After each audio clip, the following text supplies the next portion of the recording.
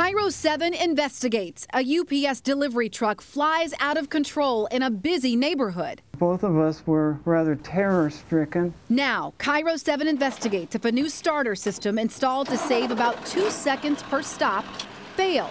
Has this shipping giant's obsession with efficiency gone too far? A KIRO-TV investigation into a near-fatal United Parcel Service accident raises new questions about the safety of some of those big brown trucks nationwide. UPS went to court to stop investigative reporter Chris Halsney from acquiring certain evidence tied to truck maintenance, but that didn't work.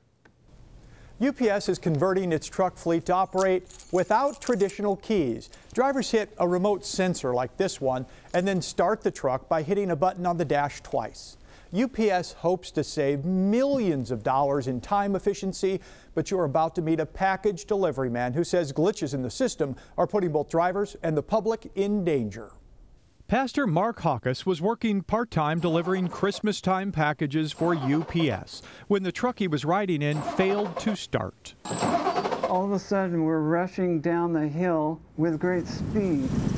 A series of mechanical problems ensued. With the engine quiet, the power brakes and steering faded. I seem to recall myself praying. The parking brake was no match for the heavy truck's momentum on this steep neighborhood street. It careened out of control.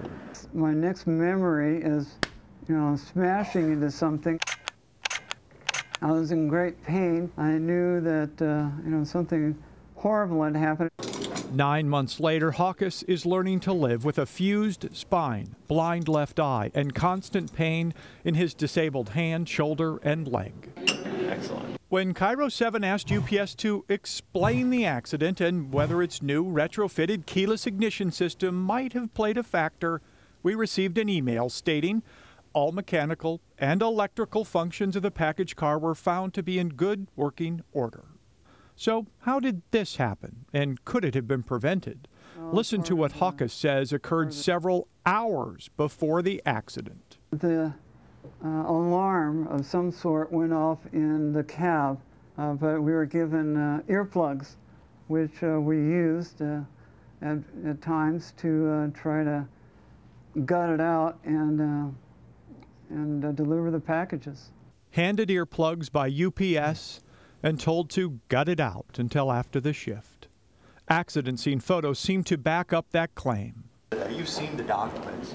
Can you tell us what caused the accident? I can't. Eric Gillette is an attorney hired by UPS, part of his job to stop KIRO-TV from seeing the completed Federal Way Police Department accident case file. The supervisor told him to gut it out, gave him some earplugs. I can't speak to that either. I'm not familiar with that investigation. UPS might have a bigger problem than a mechanical malfunction with just one of its smashed trucks. Drivers tell KIRO-TV the new keyless ignition system has plenty of quirks, issues that make them feel unsafe.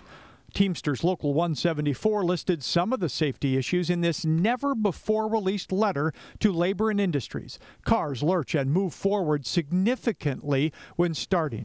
Engine shuts off while driving. There is no power to brake system. And clutch safety system disabled, allowing cars to start in gear without depressed clutch. Here's an example of that shot with a cell phone by a local UPS delivery man. He's standing on the passenger side. Push it once, push it twice. And starts the truck without being in the seat to push in the clutch and the brake. Is this just the tip of the iceberg, a single accident?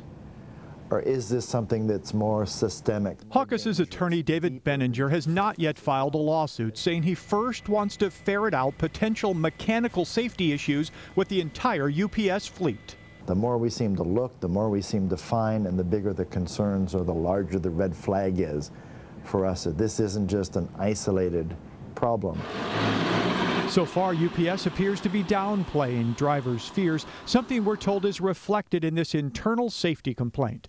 Turned in 3 months prior to the Hawkes accident, a driver writes, keyless system will allow car to start without clutch being engaged. UPS's response, yes, almost every vehicle that has a clutch will have this problem.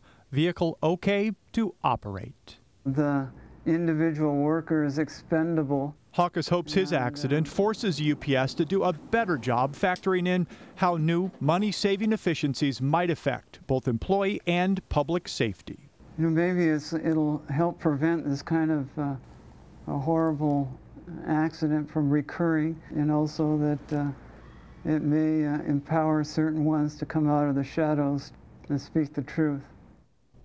The Department of Labor and Industries won't release its investigative files to us regarding the Teamsters' complaint of the new keyless ignition system, but we do know this, that UPS was not cited for any safety violations. It's almost remarkable Mr. Hawkes even survived that accident when you see those pictures. Chris, this isn't the first time that UPS has run into complaints about the safety of their trucks. No, not at all. Last year, the New York Attorney General collected a $1.3 million penalty from UPS for allowing trucks with rotted and decaying frames back onto the roads.